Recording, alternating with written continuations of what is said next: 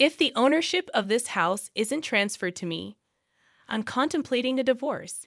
I was taken aback when my husband suddenly dropped this bombshell. This house holds precious memories of our family, and I can't bear to part with it. Despite my emotional attachment, my husband is threatening me, toying with my feelings. Distraught, I reached out to my father for help. I am Emily, a 30-year-old full-time housewife, dedicating my days to supporting and managing our household.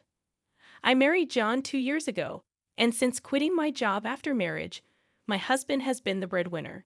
However, our peaceful life took a turn for the worse after my father-in-law's passing, leading to my mother-in-law moving into our apartment.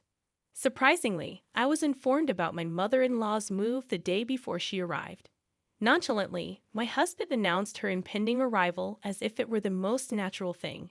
It caught me off guard, and I questioned the suddenness of it. I forgot to mention earlier that my mother would also be coming to live with us from tomorrow. As soon as my husband came home, he casually mentioned her arrival, asking me to prepare and clean up. I was bewildered by the news. I thought she was coming over for a visit, but my husband clarified that she was moving in. The decision was made without any prior discussion with me, and the very next day, my mother-in-law arrived with numerous luggages. It's been a while. I'm glad you look well, Mary. Please come in, I greeted her. However, she seemed displeased for some reason. As she entered, she questioned why I didn't come to pick her up, emphasizing that it's common sense to meet at the station, especially when you know your mother-in-law is arriving. While carrying the hefty luggages, I didn't know what time you'd arrive. In that case, shouldn't you have contacted me? You're so thoughtless. I apologize. This is why they say some daughter-in-laws are useless and inconsiderate. Grumbling, the mother-in-law settled heavily on the sofa. Despite being a guest in our home, she acted as if she owned the place. I couldn't believe it. From that day on, her snide comments became even more intense. As soon as my husband left for work, the barrage began. Emily, why are you sitting there? Do the dishes. You should have finished the laundry in the morning. That's common knowledge. I'm sorry, I'll do the laundry once the dishes are done. You have the wrong priorities. In my house, it's a rule to do laundry immediately after breakfast. But that rule is just to do as you're told. Haven't your parents taught you not to make excuses? I had my own daily routine, and it seemed that Mary couldn't understand that I wasn't refusing to do the work. Even if I did things her way, she would still find fault and complain every day. The daytime hours alone with her were especially challenging. One day, I had an epiphany on how to end this living hell with my mother-in-law. The plan was to move to the house I inherited from my father and live in a separate home from her. My father retired early a few months ago, and my parents started a new life in the countryside. They then passed on their house to me. Fortunately, that house isn't too far from our current apartment, and we were planning to move eventually. Living with my mother-in-law had reached my limits, so I decided to talk to my husband about moving sooner. John, can we talk for a moment? What's up? Anything happened? Remember the house my father gave us? What do you think about moving there? Oh, that house. We did talk about moving there someday. Why the sudden decision? Well, I've been having some difficulties with your mother. She never mentioned anything, but I can't bear living with her anymore. That's why I'm seriously considering moving. Observing that the new place isn't too far, I suggested we move there, allowing my mother-in-law to stay in the current apartment. Surprisingly, my husband agreed to the move. After informing Mary, we decided to make the move a week later. Honestly, I anticipated some opposition from her, but she accepted our decision with a big smile. Goodbye, John and Emily. I'm so sorry for the sudden decision to move. Don't worry about it. It's wonderful that your father gave you the house. He's very sweet. Thank you. Please visit us sometime. Of course, it's not too far from here, and I hope you visit me regularly too. I will. After the conversation, I headed to our new home with my husband, feeling relieved that I wouldn't have to endure snide remarks anymore. I could now live freely at my own pace. Although I had initially feared Mary's opposition, consulting with John brought me peace. However, my peace did not last. Despite being able to keep my distance from my mother-in-law and reduce stress, my husband started coming home late. It wasn't just the late returns. There were days when he wouldn't come home at all. He defended his actions, saying he was worried about his mother, but it became too frequent. Without informing me, he went to her house, had dinner with her, and sometimes stayed overnight, disrupting my daily life. This can't go on, I thought one day. I sat him down for a talk. John, you've been coming home really late lately, and sometimes you don't even come home at all. Is that so? I'm just worried about my mother. That's not the point. At least let me know beforehand that you'll be late, so I'll know I don't have to prepare dinner. Since you're a housewife and always at home, you can eat the leftovers for lunch the next day, right? So you're saying I should just accept everything quietly because I'm a housewife. Are you saying we shouldn't talk about this? Isn't that the truth? Housewives just relax at home. What? What are you saying? Anyway, I'm worried about leaving my mother alone. Ellie will be coming back soon, and I need to discuss some things with her. Wait, Ellie is coming back. What does he need to discuss with her? Curious, I asked my husband. We're moving Ellie here to live with us. Live together? Yes, she kept saying she wanted a big house like the one she lived abroad. That's why I thought of letting her stay in this house. What? I don't understand. Suddenly informed of this, I couldn't think of anything.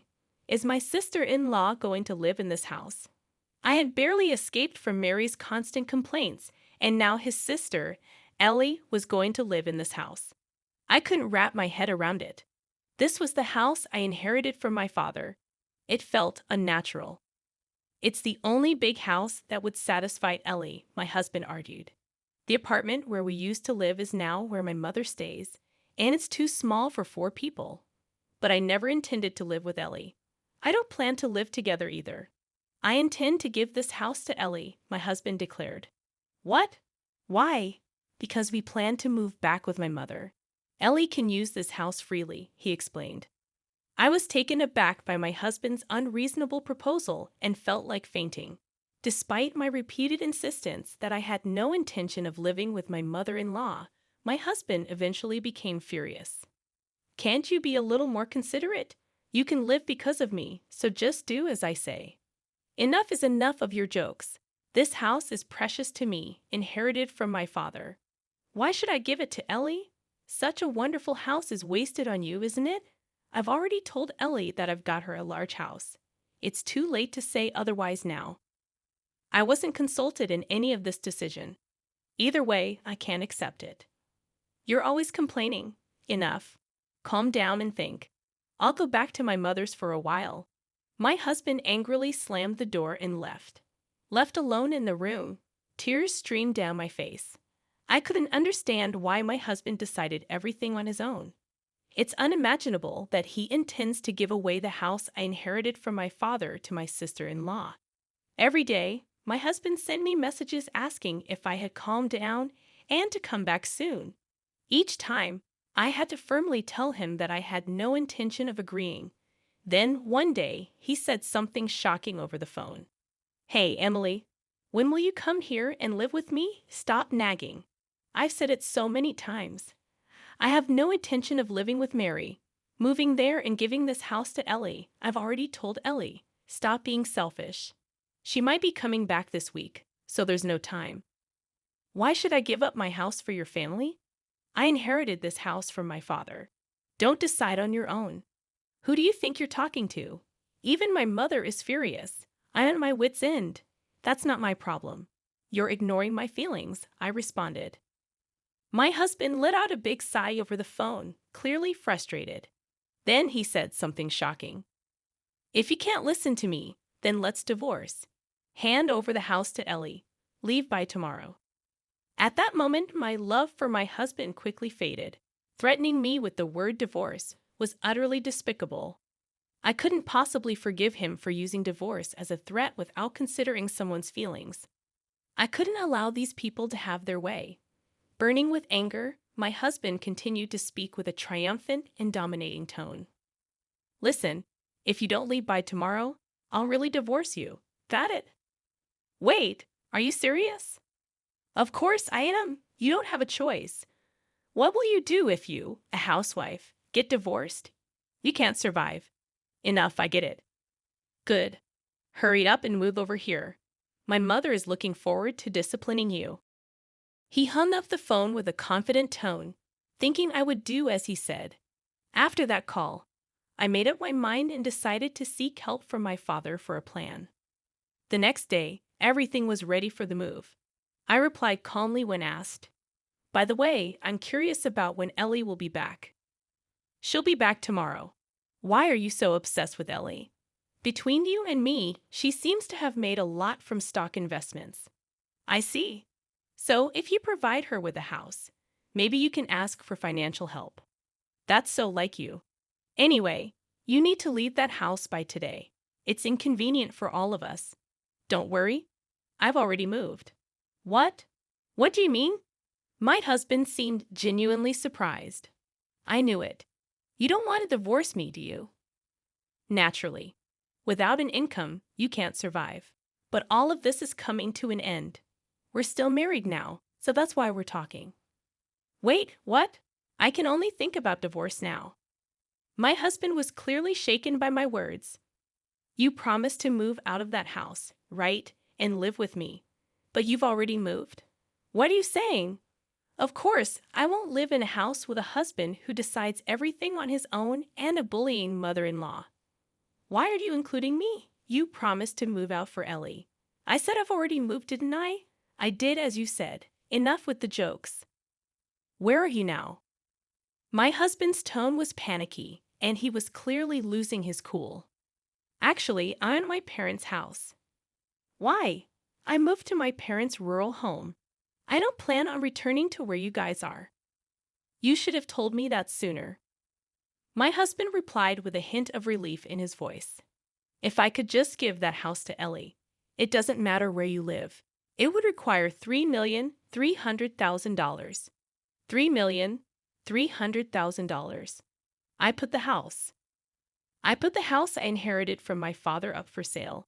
And if you truly want to give it to Ellie, buy it for $3,300 and then hand it over." "Are you joking?" "I'm serious. The house was still in my father's name, so I asked him to sell it. In reality, what I asked my father for was to sell the house. My father had always said, 'If something happens, contact me. You can live or sell this house as you like. I'll help you.' As a result of the valuation, a price of $3,300,000 was proposed, which I gladly agreed to and put the house on the market immediately." My husband probably never saw this coming. He spat out insults, consumed with anger. "Why are you doing this without asking me? This is unforgivable." "I'm not asking for, nor do I need your approval. We're getting divorced soon anyway. I don't care. Do you understand your position? You'll be the one in trouble if we divorce. Since you don't have an income, you're just a housewife. I'd rather struggle on my own than be with you forever. Listen, Ellie will be coming back soon. I told you I'm relying on Ellie's money, didn't I? So what?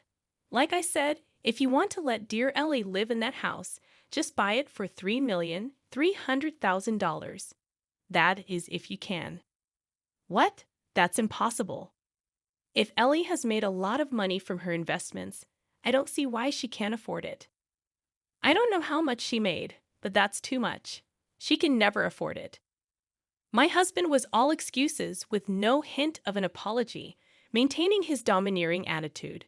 I felt it was foolish to spend any more time on him and unleashed everything I wanted to say.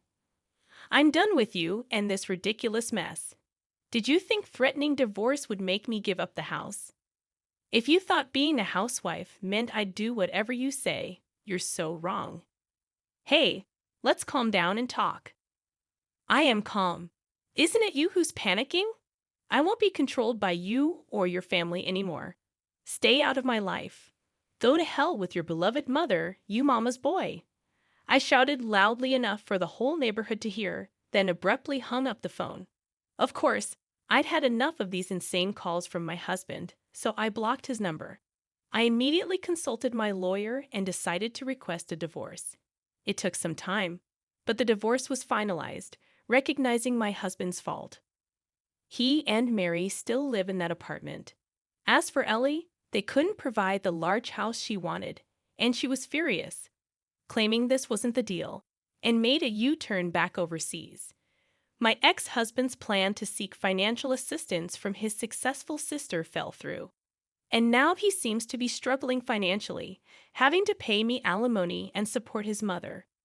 As long as he continues to live with such a selfish mother, his life will never be prosperous. On the other hand, I've moved to the countryside and am enjoying peaceful days with my parents.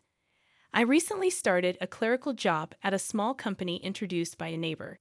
With that salary, I can live comfortably. I plan to live here for a while.